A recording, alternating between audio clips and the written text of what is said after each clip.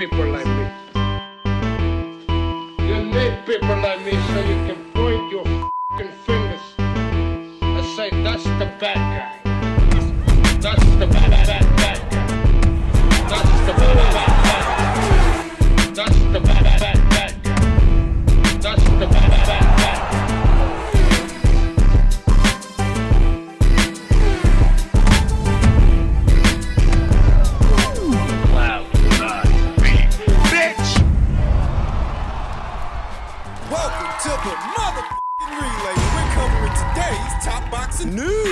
Okay, we'll start with this. It appears that later on this month, on the 25th, unbeaten up-and-comer Adelita Ruiz from the West Coast will be returning to action. March 25th, that's set to be a very busy day in the sport of women's boxing. That's the same day that Senicia Estrada is supposed to be unifying titles with Tina Ruprecht. That's the same day that Yo Costavalle is supposed to be returning to action in her native Costa Rica. That's the same day that Ashley Gonzalez and Lourdes Suarez are supposed to be having their second fight, their rematch. Second fight that's supposed to be promoted by none other than Marv Nation Promotions. Marv Nation, who also promotes Adelita Ruiz. I don't think that's a coincidence, it being that Adelita Ruiz is WBC's interim champion. Interim champion to that same title that Ashley Gonzalez currently holds. No, I don't think that's a coincidence. I get the sense that Adelita Ruiz will be boxing on the undercard of this fight and keeping a close eye on the winner, whoever it is, whether it's Ashley Gonzalez and she keeps the belt or Lourdes Suarez wins it back. Lest we forget, Ashley Gonzalez won the WBC title from Lourdes Suarez in their last fight. This rematch is Lourdes' chance to get it back, though if she does, she will adopt Adelita Ruiz as her responsibility, her mandatory challenger. Adelita Ruiz, who sports a professional record of 12 wins, no losses with 1 draw, 6 knockouts. She's a heavy-handed puncher. It's fucking hard. From the West Coast, California girl. They're unforgettable. Daisy Dukes and bikinis on top. Sun-kissed skin so hot they'll melt your popsicle. What the hell are you talking about? Adelita Ruiz has kept a nice schedule of activity, a regular schedule of activity the last 2 years or so. She fought 2 times in 2021, 2 more times in 2022, 2 times last year. No ring rust to shake off. And because she's already so close to fighting for the title, knocking on the door of fighting for the WBC title, I don't get the sense that they're going to jeopardize that with some risky opponent, not for her very next fight. Very next fight is likely a keep busy fight, tick over fight, a maintenance fight, just to keep the machine well oiled, keep the tools sharp. Adelita Ruiz is best described as a mid-range to inside pressure fighter, mid-range to inside puncher, very aggressive. Very big for the weight. She's big as far as super flyweights go. This is a fighter who could see herself one day campaigning as a bantamweight and even a super bantamweight. How she makes super flyweight, I'll never know. She's big. Super flyweight she is. She is still a bit rough around the edges, still a bit raw, could stand to show a little bit more variety in her shots, variety in her punches, but she's strong. She will be eyeing the winner of Lourdes Suarez versus Ashley Gonzalez, too. Winner of the fight, whoever it ends up being, will be one of 4 champions in the women's super flyweight division. There is Argentina's own Clara Lescurat holding the WBA title. Currently, Ashley Gonzalez. She's got the WBC. Argentina's own Marciela Lujan. She's got the IBF. And Japan's own Mizuki Hiruta. She's got the WBO. The first order of business for Adelita Ruiz is to win her next fight so she can stay in line to fight the winner of Gonzalez versus Juarez too, whoever it is. Whether it's Ashley or Lourdes. We don't yet know who it is Adelita Ruiz is going to be fighting, but like I said, I don't get the sense they're going to jeopardize her title shot, putting her in there with somebody risky. So in all likelihood, it's going to be a journeywoman. It's going to be a takeover fight. Moreover, because all these fighters are supposed to be fighting on the same card that is being billed as a Marv Nation Promotions show, and Adelita Ruiz is a Marv Nation Promotions fighter. They are invested in her. You get the sense that that's exactly what they intend to do. They intend to have. It's their intention to put Adelita Ruiz in the ring with the winner of this fight. And whoever that ends up being, whether it's Ashley or Lourdes, they're going to have their hands full with Adelita. They will. She don't come with a whole bunch of fancy bells and whistles. She's no finesse fighting kind of fighter, but she's aggressive, she's strong, and she wants a title. Those things in mind, keep your eyes peeled for the ring return of Adelita Ruiz later on this month on the 25th. Men's middleweight news per tweet from Mike Kopinger. It's official. Gennady Golovkin has vacated his WBA title, the only title he had left, the only one he was in possession of. Not that long ago, he also vacated the IBF title. He was supposed to fight Esquiva Falcao in defense of it, but the fight never materialized. He subsequently came under orders by way of the WBA to satisfy their mandatory challenger in Erislandy Lara. Gennady Golovkin, over time, had exhausted all of his exemptions. He won a WBA title from Ryota Murata last year. He asked for an exemption to the mandatory so he could fight Canelo Alvarez, and they gave him that. They subsequently gave him another in order to take on Esquiva Falcao in defense of his IBF title, but he never did it. Never fought him. That fight never materialized, and he subsequently came under orders to satisfy his mandatory in Erislandy Lara, and here we are. You know, he gave it up. Is this a duck? I mean, you could call it that. I don't see why not. Erislandy Lara is in the same age range, the same age bracket as Gennady Golovkin. It's not like he was required to go in there with some young lion. He'd be in there with another aging fighter like he's an aging fighter. And as a result of this, it is now possible that Erislandy Lara will defend that newly obtained WBA title. Defended against Danny Garcia at a catch weight of 155 pounds. Bizarre matchup. I want to say that it's actually good. It's good for the division that Gennady Golovkin is no longer holding things up. But the title passing from Gennady over to Erislandy is not so good. That depends. If by some chance Danny Garcia beats Erislandy Lara, what do you think he's going to do with that title? He's going to hold it hostage. What he's going to do? Danny Garcia did next to nothing as a junior middleweight. He only had one fight there, and it was against a guy who used to campaign as a welterweight, a guy who moved up in weight like himself in Jose Benavidez. Danny did next to nothing as a junior middleweight. I don't know that he'll be any more ambitious as a middleweight. Danny Garcia, I mean, he's not a big guy. He wasn't a big welterweight. Or a big junior middle, let alone a middle. I mean, he really doesn't have a middleweight's frame, and he strikes me as a guy who, if he found himself moving up from welterweight, north of welterweight, it's not necessarily because he couldn't make it anymore. He just didn't want to. Doesn't have the discipline. And really isn't active enough. I mean, consider that since 2020, Danny Garcia has only fought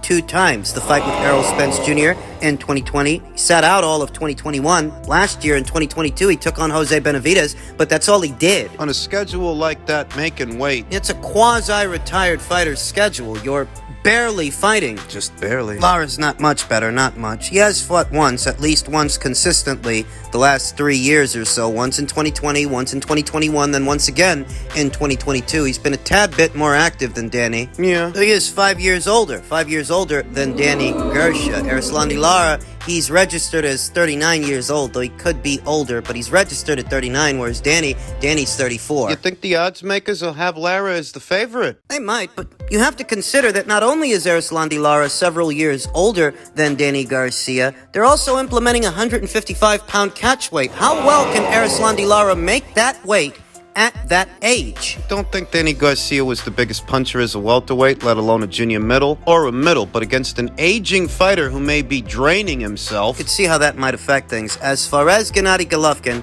and the 2 alphabet titles he has so vacated, both the IBF and the WBA, what an end to an ignominious reign. I half expected to see Gennady defend one of those titles, at least one of them, against Jaime Munguia. You know, I figured he might have to give one up. As it stands, he gave up both, and I don't know what the future holds for Gennady. Aside from retirement, there's no point in sticking around anymore. You've made a lot of money from the Canelo Alvarez fights, and your tenure at DAZN, they paid that guy a fortune. They did. He's not a champion anymore, but he can retire knowing that the only loss is on his record. He only ever lost to one guy, just one guy, and that was Canelo Alvarez. Really no shame in that, though there is some shame in leaving the sport this way, sacrificing your title, surrendering it to Erislandy Lara, who for years was calling you out. When push came to shove, you're the one that bailed. He had to retire at some point. On the heels of this, perhaps now, he will. Men's super middleweight news ahead of his upcoming grudge match with Caleb Plant, David Benavidez says, I would be very disappointed in myself if I don't knock out Caleb Plant. Many would be disappointed in him. Oftentimes, you can always say that a win is a win, whether it's a decision win or a knockout win, but that's not the case for David, given the hyperbole that surrounds him. I would be very disappointed in myself, Benavidez told BoxingScene.com. The only way I want to win this fight, knocking him out or stopping him, TKO, you know what I mean? So that's the only way I want to see this fight going. I'm very confident because, like I said, I've been working extremely hard. I have not left any stone unturned. This is the hardest I've worked in a long time, and I'm just very excited. I feel like the stars and everything's lined up in my favor. I'm just ready to show the world what I've got. You better. The way this kid's been shooting off at the mouth, and his father name-dropping Canelo Alvarez and taking digs at him almost every other week, every interview. His son better deliver. David Benavidez himself, who stated he actually likes his chances against Dimitri Bivol. He thinks he could beat him. I guess that's why he still plans on campaigning as a super middleweight instead of a light heavyweight. After all these years. I mean, what do you think would be the bigger win, and what do you think would be the bigger fight?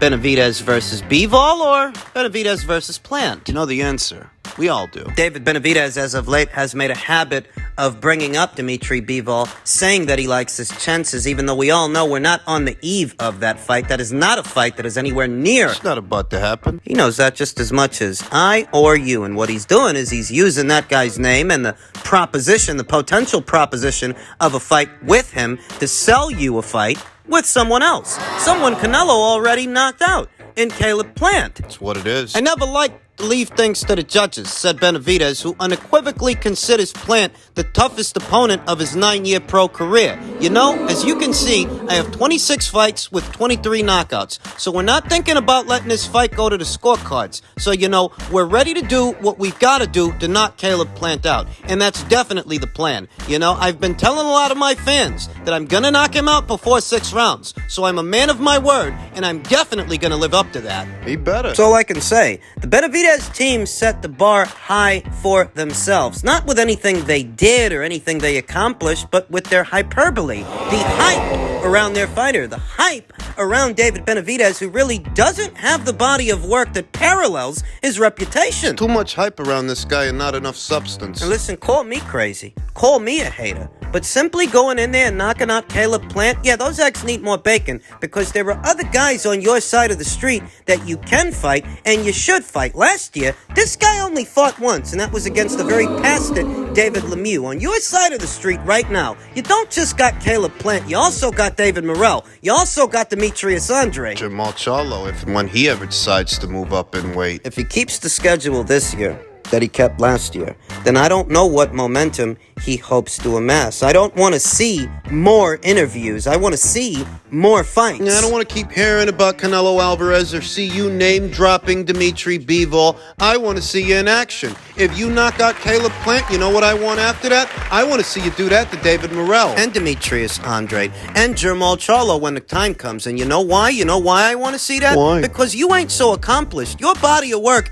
ain't so robust already that there ain't more work needs doing. There is more work needs doing. What do you think? You think it's the end-all and be-all that you knock out Caleb Plant when Canelo knocked him out? Did his critics give him any credit for that? Any credit for knocking out a then unbeaten champion at super middleweight? Many of his critics just so happen to be your fans. You think you're going to get more credit for knocking that guy out than he did when he did it first? The least you can do is knock him out. The least you can do is swoop in afterwards, after Canelo already did it. The very least you can do is deliver on your word and stop this guy. And you better stop this guy. Mr. Mexican Monster. And finally, in men's 136-pound news, Ryan Garcia says Tank is all out of excuses. Time for him to get knocked out. The recent revelation that not only will Ryan Garcia be fighting Gervonta Davis at a catchweight, unlike Mario Barrios before him, but there's a 10-pound rehydration limit. It can only be interpreted as Team Davis viewing Ryan as being somewhat more formidable than Mario, since they didn't need any of those weight stipulations for him. They didn't. This fight is boxing the way it should be. Two superstars at the peak of their powers squaring off in the ring to see who is truly the best of the best, said Oscar De La Hoya. Both Ryan and Tank are at the top of the world when it comes to speed, power, and skill. This will come down to who wants it more, and it is for that reason that I strongly believe Ryan will come out on top.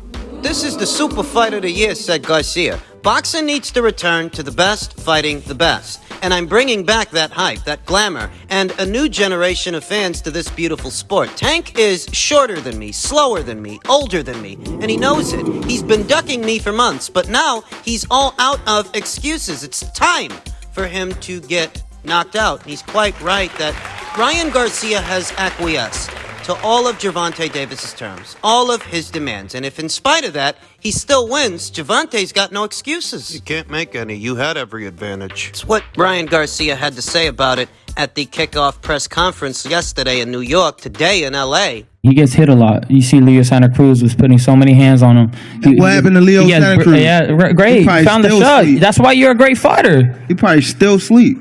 And you right behind him. All right, that's funny. And that's a fact. That was funny. But, you know, like I said, I got a lot of things to stop him. Big ass pants off. Do that. Oh, my. Don't even talk about style. I don't even know what you were wearing yesterday. You look like you fell through a rainbow. Like, just stop, man.